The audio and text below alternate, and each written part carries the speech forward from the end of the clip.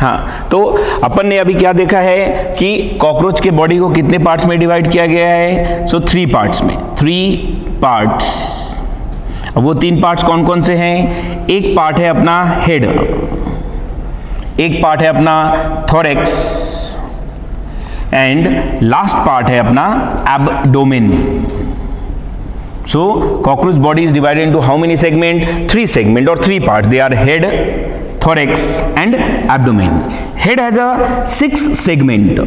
6 segment. Head में कितने segments होते हैं? 6 सेगमेंट। अब सेगमेंट का मतलब क्या होता है? जैसे हम राइट अगर अपने बॉडी की बात करें तो हम भी मल्टीपल सेगमेंट में, या अपन अगर एनिमल किंगडम के अकॉर्डिंग देखें तो अपन बाइलैटरल है, अर्थात हमारे बॉडी को 2 इक्वल हाफ में डिवाइड किया जा सकता है। वैसे ही राइट एक कॉकरोच के हेड की अगर अपन बात करें तो हेड में इसके 6 अलग अलग पार्ट्स मिल करके एक हेड बना हुआ है, यानी 6 अलग अलग डिफरेंट रीजन्स मिल करके एक हेड बना हुआ है। दैट्स व्हाई अपन लिखते हैं कि head is composed of 6 segments, whereas thorax has 3 segments. In a similar way, abdomen has 10 segments. Abdomen में कितने segments होते हैं? 10 segments. So, in particular cockroach में, right? अपने पास जो head में 6 segment है, इसको अपन डिटेल में तो जानेंगे ही, right? But head और thorax के बीच में अपने पास present होता है एक छोटा connecting point जिसको अपन बुलाते हैं neck. Head and the thorax is connected by a very small point, a very small structure found to be present in the body of the cockroach, and that particular part is called to be as a neck. उसी part को अपन क्या बुलाते हैं? नेक। ये दिखता नहीं है क्योंकि ये पीछे के साइड में प्रेजेंट रहता है, डोर्सल रीजन में प्रेजेंट रहता है। अब इस हेड का और कंप्लीट बॉडी का राइट जो अरेंजमेंट होता है वो कुछ इस प्रकार होता है कि अगर ये कंप्लीट बॉडी है तो ये इसका हेड है, और अगर ये इसका हेड है तो हेड और बॉडी एक दूसरे से कैसे प्रेजेंट है? परपेंडिकुलर, जिसकी वजह से इसका माउथ इस नीचे के रीजन में आता है। ये पार्ट में क्या आ जाता है? इसका माउथ। दैट्स वाई हम इसके माउथ को बुलाते हैं हाइपोनाथस। हाइपोनाथस, यानी what is the mouth of the cockroach is called hypognathous. Hypo का मतलब क्या? नीचे। जैसे अगर मुझे ज्यादा टेंशन होगा तो मैं क्या बोलूंगा कि हाइपर टेंशन हो गया, और मुझे कम टेंशन होगा तो मैं क्या बोलूंगा? हाइपोटेंशन हो गया। तो हाइपो का मतलब क्या होगा? कम या नीचे। उसी प्रकार से हेड और बॉडी एक दूसरे से 90 डिग्री पे प्रेजेंट रहते हैं, परपेंडिकुलर प्रेजेंट रहते हैं, जिसकी वजह से हेड यहाँ पे प्रेजेंट है तो माउथ इसका नीचे के पार्ट में प्रेजेंट रहता है। दैट्स वाई हम उनके माउथ को क्या बुलाते हैं? Hypognathous. And what is its mouth function? chewing and biting type of mouth. Chewing and biting type of mouth is called हाइपोनाथस। इसके माउथ का फंक्शन क्या हो जाता है? जो चबाने के लिए और तोड़ने के लिए चीजों को बनाया जाता है, that particular mouth part is called to be hypognathous. ये चीज क्लियर है? सो यहाँ पे अपने पास हेड में अपन बाद में पढ़ेंगे, बट पहले यहाँ पे एक पार्ट को जान रहे हैं कि हाइपोनाथस एक माउथ पार्ट होता है किसका? कॉकरोच का। अब जब अपन इसके थोरैक्स के रीजन को देखेंगे राइट, या एब्डोमेन के रीजन को देखेंगे तो हमें राइट यहाँ पे जो काइटेनियस एक्सोस्केलेटन मिला था, मैंने अभी बताया था कि काइटेनियस एक्सोस्केलेटन पार्ट है। अब ये काइटेनियस एक्सोस्केलेटन में अपने पास 3 चीजें हैं। एक प्रेजेंट होता है टर्गम, या जिसको टर्जिट्स भी बुलाते हैं, दैट इज प्रेजेंट डोर्सली, ये पीछे के रीजन में प्रेजेंट होता है राइट। एक होता है स्टर्नम जो कि वेंट्रल रीजन पे प्रेजेंट होता है, और इन दोनों को जोड़ करके रखने वाला पार्ट होता है प्ल्यूरा, ये प्लूरल राइट। ये कनेक्टिंग पार्ट है। तो ये तुम्हें कैसे समझ में आएगा कि सपोज एक कॉकरोच का बॉडी है राइट, उस कॉकरोच के बॉडी के थोरैक्स से एब्डोमेन के रीजन में अगर अपन देखेंगे तो हमें चीजें 2 रीजन में देखेंगे। एक सामने के रीजन में, तो सामने वाले रीजन को अपन बुलाएंगे स्टर्नम, पीछे वाले रीजन को बुलाएंगे अपन टर्गम। तो अगर अपन इसको डायग्राम के फॉर्म में देखना चाहेंगे तो डायग्राम में अपन अगर ये टर्गम है, ये अगर स्टर्नम है, तो इन दोनों को जो कनेक्ट करके रखेगा that particular part is called to be as a pleura right. ये स्ट्रक्चर क्या कहलाएगा? प्ल्यूरा। यानी इसका नाम अगर अपन ने टर्गम दिया, ये स्टर्नम है, तो ये जो स्ट्रक्चर है इस स्ट्रक्चर को हम क्या बुलाएंगे? प्ल्यूरा या प्लूरल राइट। अब जहां जहां पे ज्वाइनिंग पॉइंट है, तुम ज्वाइनिंग पॉइंट को कैसे समझ पाओगे कि जहां जहां पे ये वाला रीजन, ये ज्वाइनिंग पॉइंट है, ये ज्वाइनिंग पॉइंट है, ये ज्वाइनिंग पॉइंट है और ये ज्वाइनिंग पॉइंट है, तो इसको हम बुलाते हैं आर्थ्रोडियल मेम्ब्रेन।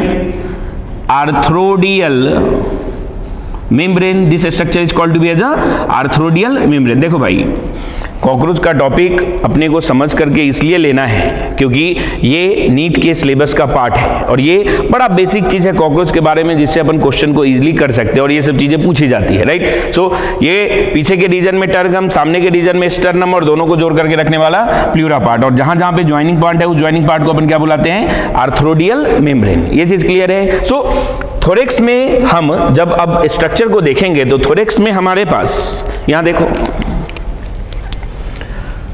अगर अपन एक कॉकरोच के स्ट्रक्चर को बनाने की कोशिश करेंगे तो ये अगर कॉकरोच का एक पार्ट है तो इस पर्टिकुलर पार्ट में हमारे पास ये जितने भी स्ट्रक्चर है ये सब के सब कहलाते हैं कंपाउंड आई। ये क्या कहलाएगा?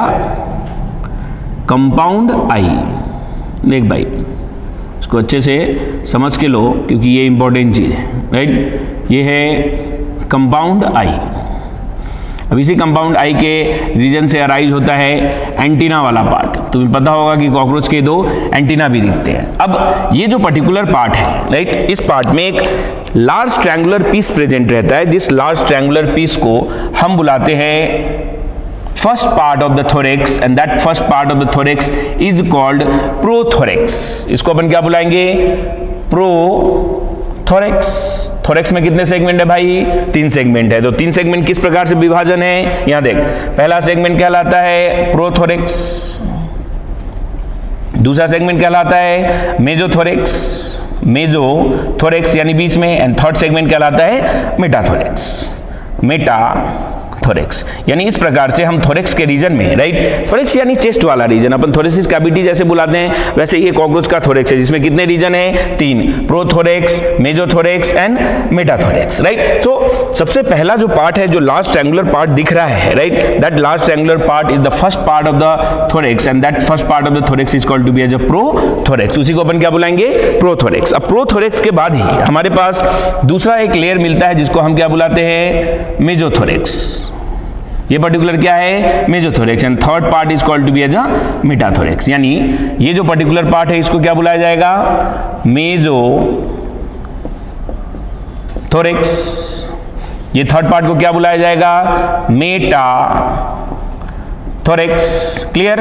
अब ये 3 पार्ट थोरेक्स के हो गए, और इसके बाद अपने पास कौन सा स्ट्रक्चर है? एब्डोमेन का। तो एब्डोमेन में अपने पास कितने सेगमेंट है? 10 सेगमेंट। यहां देखेंगे, ये जो स्ट्रक्चर अपन देख रहे हैं, ये कंप्लीट स्ट्रक्चर एब्डोमेन को ही डिफाइन करेगा, और इस एब्डोमेन में अपने पास कितने सेगमेंट हो जाएंगे? 10। यहां देख, 1 2 3 4 5 6 7 8 9 और ये 10, यानी इस प्रकार का हमें एब्डोमेन दिखता है। तो ये 3 पार्ट थोरेक्स है, ये रिमेनिंग 10 पार्ट क्या है अपने पास? एब्डोमेन। ये क्या है? ABDOMEN, और एब्डोमेन में कितने सेगमेंट अपने पास? 10 सेगमेंट। अब लास्ट सेगमेंट जो होता है, जैसे ये अगर फर्स्ट है, ये सेकेंड है, थर्ड है, fourth, fifth, sixth, seventh, eighth, ninth and 10th, last segment से अपने पास एक थ्रेड लाइक स्ट्रक्चर अराइज रहता है, जो thread like structure male cockroach और फीमेल कॉकरोच दोनों में प्रेजेंट होता है, और इस पर्टिकुलर पार्ट को हम बुलाते हैं एनल सरसाई। क्या बुलाते हैं इसको? Anal cerci, which is common to both male and the female cockroach, जो कि दोनों में कॉमन रहता है। किस किस कॉकरोच में? Male cockroach and female cockroach. This structure मैं यहां लिख देता हूं, this structure is common to both male and female cockroach, जो कि दोनों के बॉडी में ही प्रेजेंट होगा। कौन सा? Anal cerci. एनल सरसाई किस पार्ट से अटैच है? 10 सेगमेंट से। तो ये जो पर्टिकुलर स्ट्रक्चर है, इसी स्ट्रक्चर को अपन क्या बुलाते हैं? Anal cerci. क्लियर? अब इस थोरेक्स में हम 2 चीजों का मूवमेंट देखते हैं। Thorax has a 2 important parts, one is called to be as a moving legs, another is called to be as a flying wings. एक को अपन क्या बुलाते हैं? Moving legs, another is called to be as a flying wings. अब इस moving legs में, right, हम प्रोथोरेक्स के रीजन से लेग को बनते हुए देखते हैं, राइट, एंड मेजोथोरेक्स के रीजन से लेग को बनते हुए देखते हैं और मेटाथोरेक्स के रीजन से लेग को बनते हुए यहां देखोगे, राइट। यहां से अपने पास लेग का फॉर्मेशन होना स्टार्ट हो जाता है, जो कि मूविंग लेग है। इसको समझना पड़ेगा। यहां देख, ये जो स्ट्रक्चर है ये एक मूविंग लेग के फॉर्म में आता है, ये तुम्हें समझ में आना चाहिए। दूसरा यहां से अराइज होगा, जो कि मेजोथोरेक्स लेग कहलाएगा। And third is called to be as a metathorax leg. Third कौन सा लेग कहलाएगा? Metathorax leg. So these are the three kinds of leg found to be present in the thorax region. One is called to be as a prothorax leg, mesothorax leg and metathorax leg. मैं यहाँ पे इसको identify कर देता हूँ कि ये जो लेग है इसको अपन बुलाते हैं prothorax leg. These are the moving leg, जिसकी वजह से वो मूव कर पाते हैं। ये है मेजोथोरेक्स लेग और ये है मेटाथोरेक्स लेग। मैंने बताया अभी कि लेग में या थोरेक्स वाला जो रीजन है उसमें दो इंपॉर्टेंट पार्ट है। एक तो उसको उड़ने के लिए, भले वो कितना उड़ता है डजंट मैटर, वो एक जैसे दूसरे रीजन पर उड़ भी सकता है और चल भी सकता है, बट चलने के लिए क्या है? Moving legs. उड़ने के लिए क्या है? विंग्स है। तो दोनों कहां से अराइज होते हैं? थोरेक्स के रीजन से। ये चीज क्लियर है? यस, इसको लिखेंगे। अब जो विंग्स वाला पार्ट है, राइट, उसको अपन बाद की क्लास में देखेंगे। आज के लिए इतना ही। Thank you.